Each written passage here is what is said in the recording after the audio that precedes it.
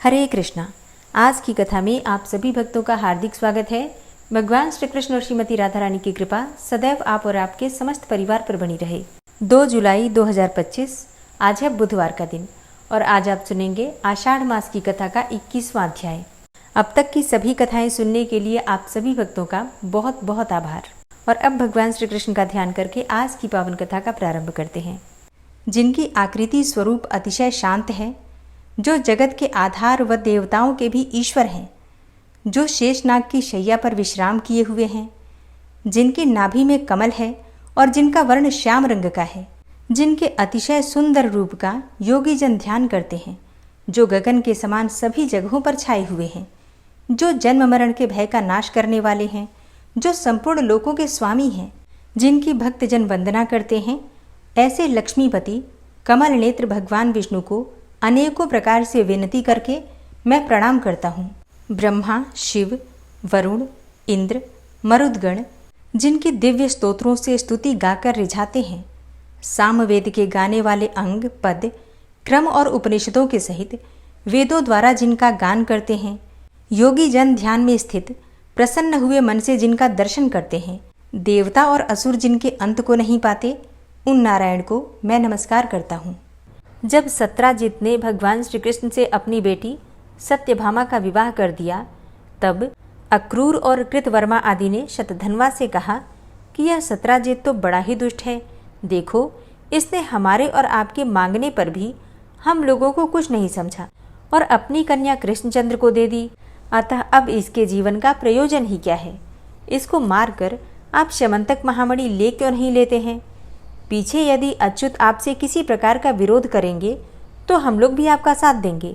उनके ऐसा कहने पर शतधन्वा ने कहा, बहुत अच्छा, ऐसा ही करेंगे। इसी समय पांडवों के लाक्षागृह में जलने पर यथार्थ बात को जानते हुए भी भगवान कृष्णचंद्र दुर्योधन के प्रयत्न को शिथिल करने के उद्देश्य से कुलोचित कर्म करने के लिए वारणावत नगर को गए। उनके चले जाने पर शतधन्वा ने सोते हुए सत्राजित को मारकर वह मणिरत्न ले लिया। अब पिता के वध से क्रोधित हुई सत्यभामा तुरंत ही रथ पर चढ़कर वारणावत नगर में पहुंची और भगवान कृष्ण से बोली कि हे भगवान, पिताजी ने मुझे आपके कर कमलों में सौंप दिया। इस बात को सहन न कर सकने के कारण शतधन्वा ने मेरे पिताजी को मार दिया है और उस श्यमंतक नामक मणिरत्न को ले लिया है, जिसके प्रकाश से संपूर्ण त्रिलोकी भी अंधकार शून्य हो जाएगी। हे भगवान, इसमें आप ही की हंसी है, इसलिए सब बातों का विचार करके जैसा उचित समझे वैसा करें। सत्यभामा के ऐसा कहने पर भगवान श्री कृष्णचंद्र ने मन ही मन प्रसन्न होने पर भी उनसे क्रोध से आंखें लाल करके कहा, हे सत्य, अवश्य इसमें मेरी ही हंसी है। उस दुरात्मा के इस कुकर्म को मैं सहन नहीं कर सकता, क्योंकि यदि ऊंचे वृक्ष का उल्लंघन न किया जा सके तो उस पर घोंसला बनाकर रहने वाले पक्षियों को नहीं मार दिया जाता, अर्थात बड़े आदमियों से पार न पाने पर उनके आश्रितों को नहीं दबाना चाहिए। इसलिए अब तुम्हें हमारे सामने इन शोक प्रेरित वाक्यों को कहने की और आवश्यकता नहीं है। तुम शोक छोड़ दो, मैं भली प्रकार इसका बदला चुका दूंगा। सत्यभामा से इस प्रकार कहकर भगवान वासुदेव ने द्वारका में आकर श्री बलदेव जी से एकांत में कहा कि वन में आखेट के लिए गए हुए प्रसेन को तो सिंह ने मार दिया था, अब शतधन्वा ने सत्राजित को भी मार दिया है। इस प्रकार उन दोनों के मारे जाने पर मणिरत्न श्यमंतक पर हम दोनों का समान अधिकार होगा। इसलिए उठिए और रथ पर चढ़कर शतधन्वा को मारने का प्रयत्न कीजिए। कृष्णचंद्र के ऐसा कहने पर बलदेव जी ने भी बहुत अच्छा कहकर उसे स्वीकार कर लिया। कृष्ण और बलदेव को अपने वध के लिए उद्यत जानकर शतधन्वा ने कृतवर्मा के पास आकर सहायता के लिए प्रार्थना की। तब कृतवर्मा ने उससे कहा कि मैं बलदेव और वासुदेव से विरोध करने में बिल्कुल समर्थ नहीं हूँ। उसके ऐसा कहने पर शतधन्वा ने अक्रूर से सहायता मांगी, तो अक्रूर ने भी कहा कि जो अपने पाद प्रहार से त्रिलोकी को कंपायमान कर देते हैं, देवशत्रु असुरगण की स्त्रियों को वैधव्य दान देते हैं तथा अति प्रबल शत्रु सेना से भी जिनका चक्र अप्रतिहत रहता है, उन चक्रधारी भगवान वासुदेव से तथा जो अपने मदोन्मत्त नयनोखी चितवन से सबका दमन करने वाले और भयंकर शत्रु समूह रूप हाथियों को खींचने के लिए अखंड महिमाशाली प्रचंड हल धारण करने वाले हैं, उन श्री हलधर से युद्ध करने में तो निखिल लोक वंदनीय देवगण में भी कोई समर्थ नहीं है, फिर मेरी तो बात ही क्या है। इसलिए तुम दूसरों की शरण लो। अब अक्रूर के ऐसा कहने पर शतधन्वा ने कहा कि अच्छा, यदि मेरी रक्षा करने में आप अपने आप को सर्वथा असमर्थ समझते हैं तो मैं आपको यह मणि देता हूँ, इसे लेकर इसी की रक्षा कीजिए। इस पर अक्रूर ने कहा कि मैं इसे तभी ले सकता हूँ जबकि अंतकाल उपस्थित होने पर भी तुम किसी से यह बात नहीं कहोगे। शतधन्वा ने कहा कि ऐसा ही होगा। इस पर अक्रूर ने वह मणिरत्न अपने पास रख लिया। तदनंतर शतधन्वा 100 योजन तक जाने वाली एक अत्यंत वेगवती घोड़ी पर चढ़कर भागा और शैव्य, सुग्रीव, मेघपुष्प तथा बलाहक नामक 4 घोड़ों वाले रथ पर चढ़कर बलदेव और वासुदेव ने भी उसका पीछा किया। 100 योजन मार्ग पार कर जाने पर पुनः आगे ले जाने से उस घोड़ी ने मिथिला देश के वन में अपने प्राण छोड़ दिए। तब शतधन्वा उसे छोड़कर पैदल ही भागा। उस समय भगवान श्री कृष्णचंद्र ने बलदेव जी से कहा कि आप अभी रथ में ही रहिए, इस पैदल दौड़ते हुए दुराचारी को मैं पैदल ही जाकर मारे डालता हूँ, क्योंकि यहाँ घोड़ी के मरने आदि दोषों को देखने से घोड़े भयभीत हो रहे हैं, इसलिए आप इन्हें और आगे न बढ़ाइएगा। तब बलदेव जी अच्छा कहकर रथ में ही बैठे रहे। भगवान श्री कृष्णचंद्र ने केवल 2 ही कोस तक पीछा किया, फिर अपना चक्र फेंककर दूर होने पर भी शतधन्वा का सिर काट डाला। किंतु उसके शरीर और वस्त्र आदि में बहुत कुछ ढूंढने पर भी जब स्यमंतक मणि को नहीं पाया तो बलभद्र जी के पास जाकर उनसे कहा कि हमने शतधन्वा को व्यर्थ ही मारा, क्योंकि उसके पास संपूर्ण संसार की सारभूत स्यमंतक मणि तो मिली ही नहीं। अब ये सुनकर बलदेव जी ने ये समझकर कि श्री कृष्णचंद्र उस मणि को छिपाने के लिए ही ऐसी बातें बना रहे हैं, क्रोधपूर्वक भगवान वासुदेव से कहा कि तुमको धिक्कार है, तुम बड़े ही अर्थलोलुप हो। भाई होने के कारण ही मैं तुम्हें क्षमा किए देता हूँ। तुम्हारा मार्ग खुला हुआ है, तुम खुशी से जा सकते हो। अब मुझे तो द्वारका से, तुमसे अथवा और सगे संबंधियों से कोई काम नहीं है। बस मेरे आगे इन थोथी शपथों का अब कोई प्रयोजन ही नहीं है। इस प्रकार उनकी बात को काटकर बहुत कुछ मनाने पर भी वे वहाँ नहीं रुके और विदेह नगर को चले गए। अब विदेह नगर में पहुँचने पर राजा जनक उन्हें अर्घ्य देकर अपने घर में ले आए और वे वहीं रहने लगे। इधर भगवान वासुदेव द्वारका में चले आए और जितने दिनों तक बलदेव जी राजा जनक जी के यहाँ ठहरे, उतने दिनों तक धृतराष्ट्र का पुत्र दुर्योधन उनसे गदा युद्ध सीखता रहा। तदनंतर बभ्रू और उग्रसेन आदि यादवों के, जिन्हें यह ठीक मालूम था कि कृष्ण ने स्यमंतक मणि नहीं ली है, विदेह नगर में जाकर शपथ पूर्वक विश्वास दिलाने पर बलदेव जी 3 वर्ष के पश्चात द्वारका में चले आए। अक्रूर जी भी भगवत ध्यान पारायण रहते हुए उस मणिरत्न से प्राप्त सुवर्ण के द्वारा निरंतर यज्ञ अनुष्ठान करने लगे। यज्ञ दीक्षित क्षत्रिय और वैश्यों के मारने से ब्रह्म हत्या होती है, इसलिए अक्रूर जी सदा ही यज्ञ दीक्षा रूप कवच धारण किए रहते थे। उस मणि के प्रभाव से 62 वर्ष तक के द्वारका में रोग, दुर्भिक्ष, महामारी या मृत्यु आदि नहीं हुए। फिर अक्रूर पक्षीय भोजवंशियों द्वारा सात्वत के प्रपौत्र शत्रुघ्न के मारे जाने पर भोजों के साथ अक्रूर भी द्वारका को छोड़कर चले गए। उनके जाते ही उसी दिन से द्वारका में रोग, दुर्भिक्ष, सर्प, अनावृष्टि और मरी आदि उपद्रव होने लगे। तब गरुड़ ध्वज भगवान कृष्ण बलभद्र और उग्रसेन आदि यदुवंशियों के साथ मिलकर सलाह करने लगे कि इसका क्या कारण है जो एक साथ ही इतने सारे उपद्रवों का आगमन हुआ, इस पर विचार करना चाहिए। उनके ऐसा कहने पर अंधक नामक एक वृद्ध यादव ने कहा कि अक्रूर के पिता स्वल्प जहाँ जहाँ रहते थे वहाँ वहाँ दुर्भिक्ष, महामारी और अनावृष्टि आदि उपद्रव कभी नहीं होते थे। एक बार काशीराज के देश में अनावृष्टि हुई थी, तब स्वल्प को वहाँ ले जाते ही तत्काल वर्षा होने लगी। उस समय काशीराज की रानी के गर्भ में एक कन्या रत्न थी। वह कन्या प्रसूति काल के समाप्त होने पर भी गर्भ से बाहर नहीं आई। इस प्रकार उस गर्भ को प्रसव हुए बिना 12 वर्ष व्यतीत हो गए। तब काशीराज ने अपनी उस गर्भस्थिता पुत्री से कहा कि बेटी, तू उत्पन्न क्यों नहीं होती? बाहर आ, मैं तेरा मुख देखना चाहता हूँ। अपनी इस माता को तू इतने दिनों से क्यों कष्ट दे रही है? राजा के ऐसा कहने पर उसने गर्भ में रहते हुए ही कहा कि पिताजी, यदि आप प्रतिदिन एक गौ ब्राह्मण को दान देंगे तो अगले 3 वर्ष बीतने पर मैं अवश्य बाहर आ जाऊंगी। अब इस बात को सुनकर राजा प्रतिदिन ब्राह्मण को एक गौ दान देने लगे। तब उतने समय यानी कि 3 वर्ष बीतने पर वह कन्या उत्पन्न हुई। पिता ने उसका नाम गांदिनी रखा और उसे अपने उपकार का स्वफल्फ को घर आने पर अर्घ्य रूप से दे दिया और फिर उसी से स्वफल्फ के द्वारा इन अक्रूर जी का जन्म हुआ है। इनकी ऐसी गुणवान माता और पिता से उत्पत्ति है, तो फिर इनके चले जाने से यहाँ दुर्भिक्ष और महामारी आदि उपद्रव क्यों नहीं होंगे? अतः उनको यहाँ ले आना चाहिए। अति गुणवान के अपराध की अधिक जांच पड़ताल करना ठीक नहीं है। यादव वृद्ध अंधक के ऐसे वचन सुनकर कृष्ण, उग्रसेन और बलभद्र आदि यादव स्वफल्फक पुत्र अक्रूर के अपराध को भुलाकर उन्हें अभय दान देकर अपने नगर में ले आए और उनके वहां आते ही स्यमंतक मणि के प्रभाव से अनावृष्टि, महामारी, दुर्भिक्ष और सर्प भय आदि सभी उपद्रव शांत हो गए। तब श्री कृष्णचंद्र ने विचार किया कि अक्रूर का जन्म गांदिनी से स्वफल्फ के द्वारा हुआ है। ये तो बहुत सामान्य कारण है, किंतु अनावृष्टि, दुर्भिक्ष, महामारी आदि उपद्रवों को शांत कर देने वाला इसका प्रभाव तो अति महान है। अवश्य ही इसके पास वह स्यमंतक नामक महामणि है, उसी का ऐसा प्रभाव सुना जाता है।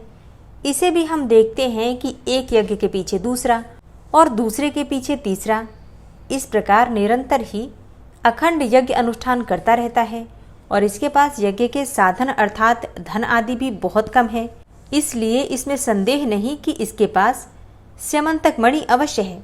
ऐसा निश्चय करके किसी और प्रयोजन के उद्देश्य से उन्होंने संपूर्ण यादवों को अपने महल में एकत्रित कर दिया। समस्त यदुवंशियों के वहां आकर बैठ जाने के बाद प्रथम प्रयोजन बताकर उसका उपसंहार होने पर प्रसंगांतर से अक्रूर के साथ परिहास करते हुए भगवान कृष्ण ने उससे कहा, हे दानपते, जिस प्रकार शतधन्वा ने तुम्हें संपूर्ण संसार की सारभूत वह स्यमंतक नाम की महामणि सौंपी थी, वो हमें सब मालूम है। वह संपूर्ण राष्ट्र का उपकार करती हुई तुम्हारे पास है तो रहे, उसके प्रभाव का फल तो हम सभी भोगते हैं। किंतु ये बलभद्र जी हमारे ऊपर संदेह करते थे, इसलिए हमारी प्रसन्नता के लिए आप एक बार उसे दिखला दीजिए।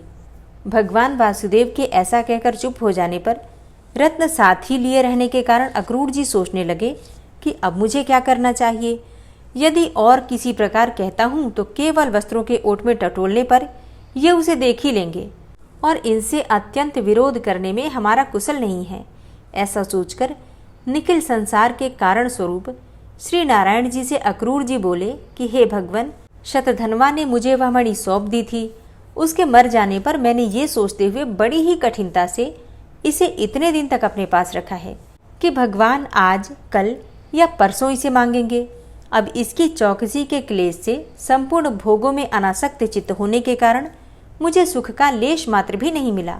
भगवान ये विचार करते कि यह संपूर्ण राष्ट्र के उपकारक इतने से भार को भी नहीं उठा सकता, इसलिए मैंने स्वयं इसे आपसे नहीं कहा। अब लीजिए, आपकी यह स्यमंतक मणि ये रही, आपकी जिसे इच्छा हो उसे ही दे दीजिए। तब अक्रूर जी ने कटी वस्त्र में छुपाई हुई एक छोटी सी सोने की पिटरी में स्थित वह स्यमंतक मणि प्रकट की और उस पिटरी से निकालकर उसे यादव समाज में रख दी। उसके रखते ही वह संपूर्ण स्थान उसकी तीव्र क्रांति से देदीप्यमान होने लगा। तब अक्रूर जी ने कहा कि मुझे यह मणि शतधन्वा ने दी थी, यह जिसकी हो वह ले ले। उसको देखने पर सभी यादवों का विस्मयपूर्वक साधु साधु यह वचन सुना गया। उसे देखकर बलभद्र जी ने अच्युत के समान ही इस पर मेरा भी अधिकार है, इस प्रकार अपनी अधिक स्पृहा दिखलाई तथा यह मेरी ही पैतृक संपत्ति है। इस तरह सत्यभामा ने भी उसके लिए अपनी उत्कट अभिलाषा प्रकट की। बलभद्र और सत्यभामा को देखकर कृष्णचंद्र ने अपने को बैल और पहिए के बीच में पड़े हुए जीव के समान दोनों ओर से संकटग्रस्त देखा और समस्त यादवों के सामने वे अक्रूर जी से बोले कि इस मणिरत्न को मैंने अपनी सफाई के लिए ही इन यादवों को दिखलाया था। इस मणि पर मेरा और बलभद्र जी का तो समान अधिकार है और सत्यभामा की यह पैतृक संपत्ति है और किसी का भी इस पर कोई अधिकार नहीं है। यह मणि सदा शुद्ध और ब्रह्मचर्य आदि गुणयुक्त रहकर धारण करने से ही संपूर्ण राष्ट्र का हित करती है और अशुद्धावस्था में धारण करने से अपने आश्रयदाता को भी मार डालती है। और अब मेरे तो 16,000 स्त्रियां हैं, इसलिए मैं इसको धारण करने में बिल्कुल समर्थ नहीं हूँ, और इसीलिए सत्यभामा भी इसको कैसे धारण कर सकती है। आर्य बलभद्र भी इसके कारण से मदिरापान आदि संपूर्ण भोगों को त्यागेंगे तभी धारण कर सकते हैं। इसलिए हे दानपते, हे यादवगण, बलभद्र जी, मैं और सत्यभामा सब मिलकर आपसे प्रार्थना करते हैं कि इसे धारण करने में आप ही समर्थ हैं। आपके धारण करने से यह संपूर्ण संसार का हित करेगी, इसलिए संपूर्ण राष्ट्र के मंगल के लिए आप ही इसे पूर्ववत धारण कीजिए। इस विषय में आप और कुछ भी न कहें। भगवान के ऐसा कहने पर दानपति अक्रूर जी ने जो आज्ञा कहकर वो मणिरत्न वापस ले लिया। तब से अक्रूर जी सबके सामने उस अति देदीप्यमान मणि को अपने गले में धारण करके सूर्य के समान किरण जाल से युक्त होकर विचरने लगे। भगवान के मिथ्या कलंक शोधन रूप इस प्रसंग का जो कोई स्मरण करेगा उसे कभी थोड़ा सा भी मिथ्या कलंक न लगेगा। उसकी समस्त इंद्रियां समर्थ रहेंगी तथा वह समस्त पापों से मुक्त हो जाएगा। हरे कृष्णा। आज की कथा का यहीं पर समापन करती हूँ। इसके आगे का वृतांत आप कल की कथा में सुनेंगे।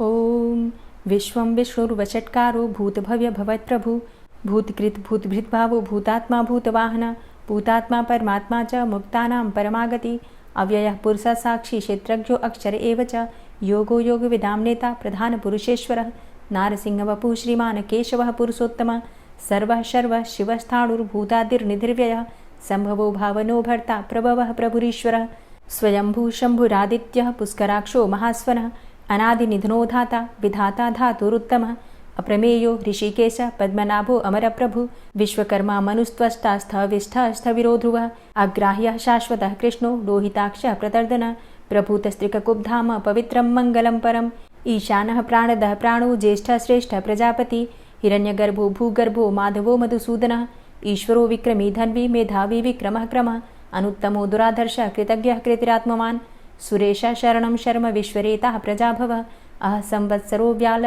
प्रत्ययः सर्वदर्शनः अजः सर्वेश्वरः सिद्धः सिद्धे सर्वादिर्च्युतः वृषाकपिर्मेयात्मा सर्वयोगविनिश्रितः वसुर्वसुमनः सत्यः समात्मा संमितः समः अमोघः पुण्डरीकाक्षो वृषकर्मा वृषाकृतिः रुद्रो बहुशिरा बभ्रुर्विश्वयोनिः शुचिश्रवः अमृतः शाश्वतस्थाणुर्वरारोहो महातपः सर्वगः सर्वविद्भानुर्विश्वक्सेनो जनार्दनः वेदो वेदविद्व्यङ्गो वेदाङ्गो वेदवित्कविः लोकाध्यक्षः सुराध्यक्षो धर्माध्यक्षः कृताकृतः चतुरात्मा चतुर्व्यूहश्चतुर्द्रष्टश्चतुर्भुजः भ्राजेष्णुर्भोजनं भोक्ता सहिष्णुर्जगदाति च अनघो विजयोजेता विश्वयोनिः पुनर्वसु उपेन्द्रो वामनः प्रांशुर्मोघः शुचिरुर्जितः अतीन्द्रः संग्रहः सर्गो धृतात्मा नियमो यमः वेद्यो वैद्यः सदा योगी वीरः माधवो मधु अतीन्द्रियो महामायो महोत्साहो महाबलः महाबुद्धिर्महावीर्यो महाशक्तिर्महाद्युतिः अनिर्देश्यवपुः श्रीमान् मेयात्मा महाधृतिर् महिश्वासो महीभर्ता श्रीनिवासः सतां गति अनिरुद्ध सुरानन्दो गोविन्दो गोविन्दाम्पति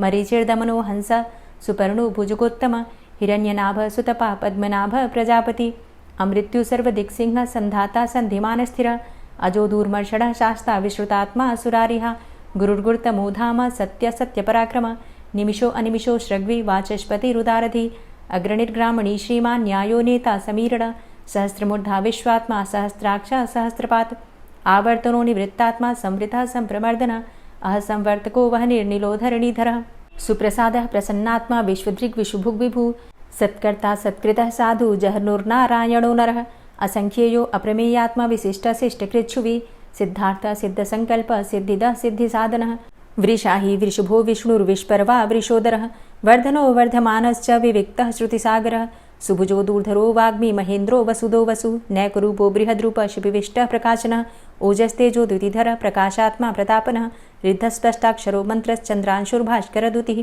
अमृतांशुद्भवो भानु शशबिन्दुः सुरेश्वरः औषधं जगतः सेतु सत्यधर्मपराक्रमः भूतभव्य भवन्नाथ पवनः पावनो नलः कामः कामकृत्कान्तः कामः कामप्रदः प्रभु युगादिकृद्युगावर्तो नैकमायो महाशनः अदृश्यो व्यक्तरूपश्च सहस्रजित् अनन्तजित् इष्टो अविशिष्ट शिष्टेष्ट शिखण्डी नहुसो वृष क्रोधः क्रोधकृत्कर्ता विश्वबाहुर्महीधरः अच्युतः प्रतितः प्राणः प्राणदो वासवानुजः अपां निधिर्धिष्ठानं प्रमत्तः प्रतिष्ठितः स्कन्दः स्कन्दधरो धूर्यो वरदो वायुवाहनः वासुदेवो बृहद्भानुरादिदेवः पुरन्दरः अशोकस्तारणस्तार शूर सौरिर्जनेश्वर अनुकूल शतावर्त पद्मी पद्मनिभेक्षण पद्मनाभो अरविंदाक्ष पद्मगर्भ शरीरभृत महर्धिरिद्धो वृद्धात्मा महाक्षो गरुडाध्वज अतुलः शरभो भीमो समयज्ञो हविर्हरि सर्वलक्षण्यो लक्ष्मीवान् समितिञ्जय वीक्षरो रोहितो मार्गो हेतुर्दामोदरः सह महीधरो महाभागो वेगवान् मिताशन उद्भव शोभणो देव श्रीगर्भ परमेश्वर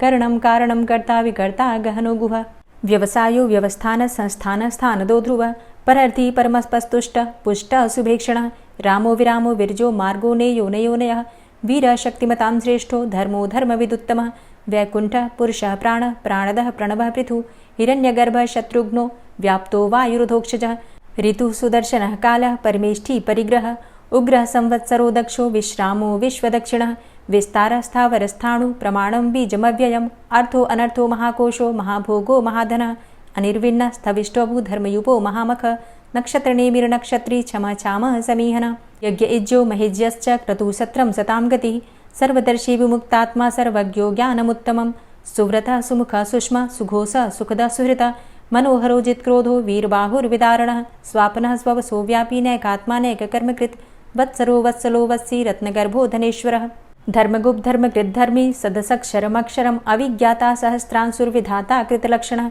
गभस्तिनेमिः सत्त्वस्थः सिंहो भूतमहेश्वरः आदिदेवो महादेवो देवेशो देवभृद्गुरुः उत्तरो गोपतिर्गोप्ता ज्ञानगम्यः पुरातनः शरीरभूतभृद्भोक्ता कपीन्द्रो भूरि दक्षिणः सोमभो अमृतपः सोम पुरुजित पुरुषोत्तमः विनयोजय सत्यसन्धो दाशाः सात्वतां जीवो विनयिता साक्षी मुकुन्दो अमितविक्रमः अम्भो निद्रणन्तात्मा महोदधीशयोऽन्तकः अजोमहारः स्वाभाव्यो जितामित्रः प्रमोदन आनन्दो नन्दनो नन्दः सत्यधर्मा त्रिविक्रमः महर्षि कपिलाचार्यः कृतज्ञो मेदिनीपतिः त्रिपदस्त्रिदशाध्यक्षो महाशृङ्गः कृतान्तकृत् महावराहो गोविन्दः सुखेणः कनकाङ्गदी गुह्यो गभीरो गहनो गुप्तश्चक्रगदाधरः वेधा स्वाङ्गो अजितः कृष्णो दृढः सङ्कर्षणोच्युतः वरुणो वारुणो वृक्षः पुष्कराक्षो महामनाः भगवान् भगानन्दी वनमाली हलायुधः आदित्यो ज्योतिरादित्यः सहिष्णुर्गतिसत्तमः सुधन्वाखण्ड परशुर्दारुणो द्रविडप्रदः दिविस्त्रिक्सर्वदृग्व्यासो वाचस्पतिर्योनिजः त्रिसामा सामगः साम निर्वाणं भेषजम्भिसक्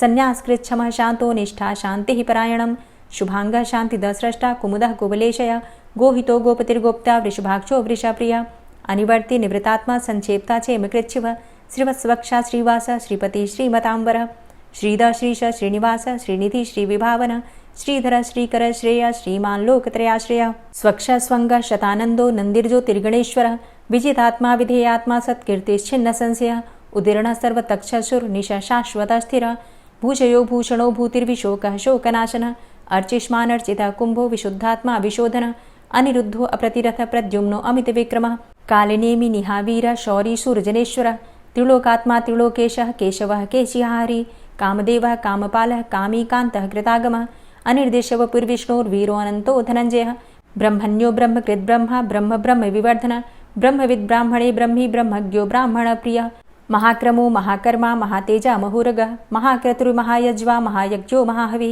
स्तव्यः स्तव प्रियः स्तोत्रं स्तुतिस्तोतारणप्रियः पूर्णः पुरैता पुण्यः पुण्यकीर्तिर्नामयः मनोजवस्तीर्थकरो वसुरेता वसुप्रदः वसुप्रदो वासुदेव वसुर्वसुमनाहवि सद्गतिः सत्कीर्तिः सत्ता सद्भूतिः सत्परायणः शूरसेनो यदुश्रेष्ठः सन्निवासः सुयामुनः भूतावासो वासुदेवः सर्वासु निलयोऽनलः दर्पः दर्पदो दृप्तो दूढरोथा पराजितः विश्वमूर्तिर्महामूर्तिर्दीप्तमूर्तिर्मूर्तिमान् अनेकमूर्तिरव्यक्तः शतमूर्तिः शताननः एको नैकः सवः किं यत्तत्पदमनुत्तमं लोकबन्धुर्लोकनाथो माधवो भक्तवत्सलः सुवर्णवर्णो हेमाङ्गो वराङ्गश्चन्दनाङ्गदी वीरः विषमः शून्यो घृताशीरचलश्चलः अमानीमानदो मान्यो लोकस्वामी त्रिलोकदृक् सुमेधा मेधजो धन्यः सत्यमेधाधराधरः तेजोवृषः द्वितिधरः सर्वशस्त्रभृताम्बरः प्रग्रहो निग्रहो व्यग्रो नैकशृङ्गो गदाग्रजः चतुर्मूर्तिश्चतुर्बाहुश्चतुर्व्यूहश्चतुर्गति चतुरात्मा चतुर्भावश्चतुर्वेदविदेकपात् समावर्तो अनुवृतात्मा दुर्जयो दुरतिक्रमः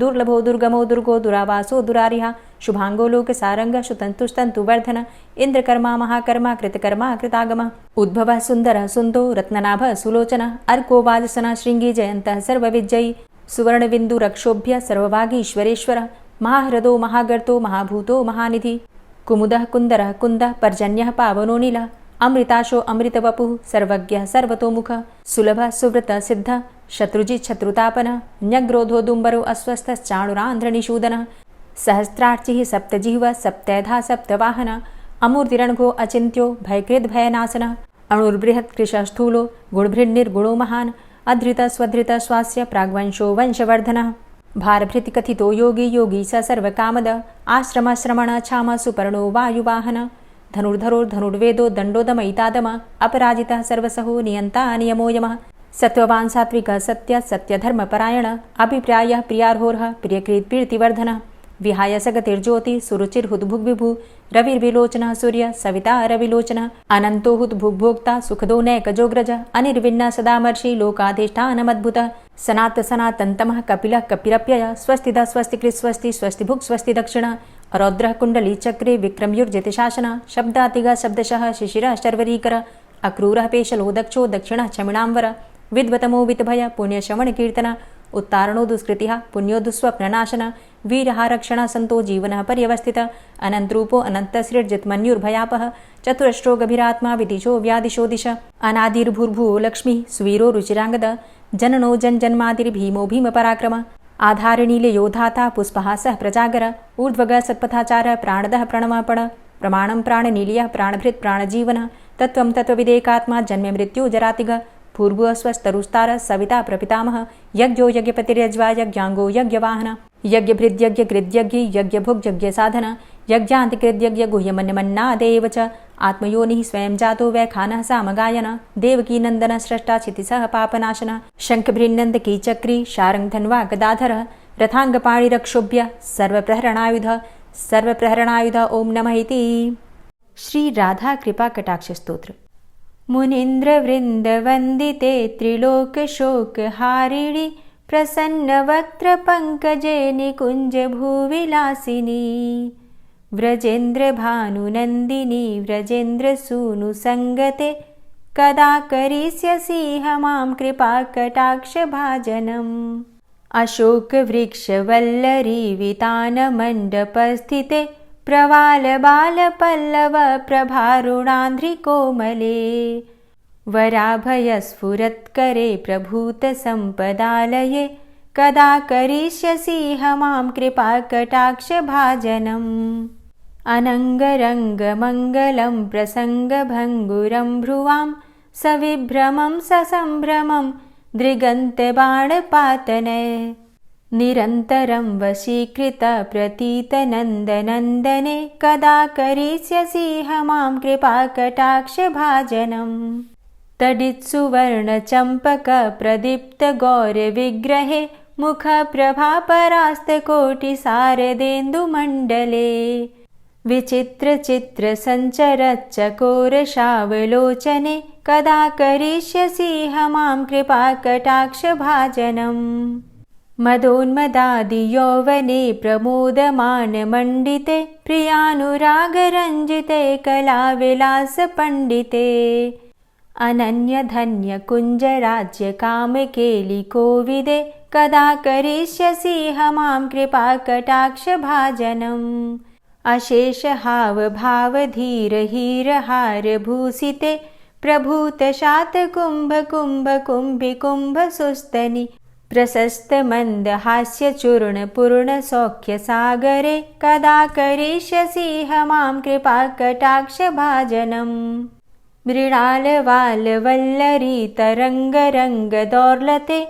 लताग्रलास्यलोलनीललोचनावलोकने ललल्लुलन्मिलन्मनोज्ञमुग्धमोहिनाश्रिते कदा करिष्यसि मां कृपाकटाक्षभाजनम् सुवर्णमल्लिकाञ्चितत्रिरेखकम्बुकण्ठगे त्रिसूत्रमङ्गलीगुणत्रिरत्नदीप्तिदीधिते सलोलनीलकुन्तलप्रसूनगुच्छगुम्फिते कदा करिष्यसि मां कृपाकटाक्षभाजनम् नितम्बबिम्बलम्बमानपुष्पमेखलागुणे प्रशस्तरत्नकिङ्किणीकलापमध्यमञ्जुले करीन्द्रशुण्डदण्डिकावरोहशोभगोरुके कदा करिष्यसि मां कृपाकटाक्षभाजनम् अनेकमन्त्रनादमञ्जुनूपुरारवस्खलत् समाज राजहंस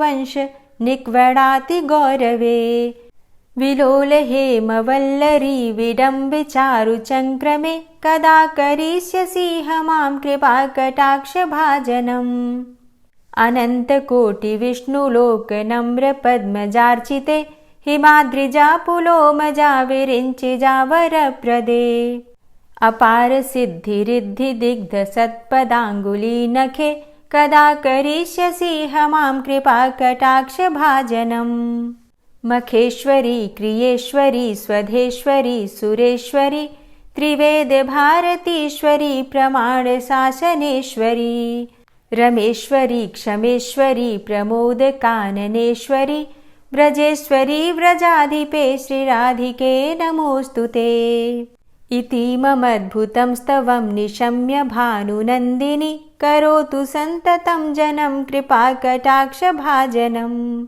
भवेत्तदैव सञ्चित त्रिरूपकर्मनाशनं लभेत्तदा ब्रजेन्द्रसूनुमण्डलप्रवेशनम् जय जय श्री राधे, जय जय श्री राधे। दोस्तों, अगर आप देवशयनी एकादशी और आषाढ़ मास की पूर्णिमा से संबंधित जानकारी चाहते हैं तो चैनल पर वीडियो अपलोड हो चुकी है, ज़रूर देख लीजिए। इसके अलावा सावन मास का प्रारंभ कब होगा और रक्षाबंधन कब है, सावन का पहला सोमवार कब है, ये जानकारी भी चैनल पर वीडियो अपलोड हो चुकी है, आपको वहाँ से मिल सकती है। उम्मीद करती हूँ आज की वीडियो आपके लिए उपयोगी होगी। वीडियो अच्छी लगी हो तो लाइक कीजिए, शेयर कीजिए और चैनल पर पहली बार आए हैं तो सब्सक्राइब करके बेल आइकन को ज़रूर प्रेस कर लीजिए अगर आपको आज की वीडियो अच्छी लगी है तो। मिलती हूँ मैं आपसे अगली वीडियो में, तब तक के लिए जय श्री राधे।